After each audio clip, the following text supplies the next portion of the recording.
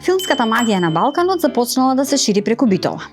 Ја донеле пионерите на балканската кинематографија, познатите браќа Јанаки и Милтон Манаки.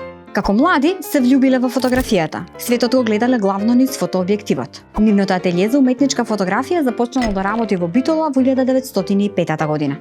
Фотографирале и обични смртници и аристократи. Романскиот крал Карол I и кралицата Елизабета ги назначиле за кралски фотографи. Фотографијата им била прва љубов, но набрзо ги освоила магијата на подвижните слики. Во потрага по филмска камера, Јанаки заминал во Виена, па во Париз, за конечно во Лондон да го купи 300-тиот примерок од камерата биоскоп. Со фамозната камера 300 започнала кинематографијата на Балканот.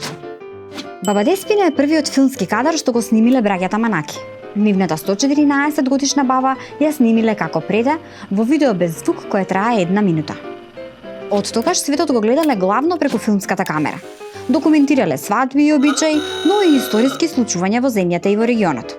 Нивната камера ја овековечила посетата на последниот султан Мехмед V Решад во Солуни во Битола.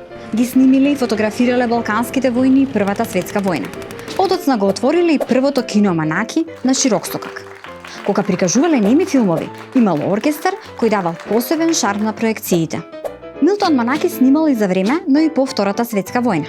Една од последните поголеми задачи му било снимањето и фотографирањето на посетата на Тито во Битола во 1957-та.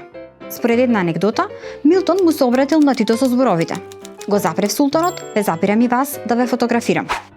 Браќата оставиле во наследство илјадници фотографии и стотици филмови. Ја донеле филмската магија на Балканот и инспирирале многумина да се влюбат во седмата уметност.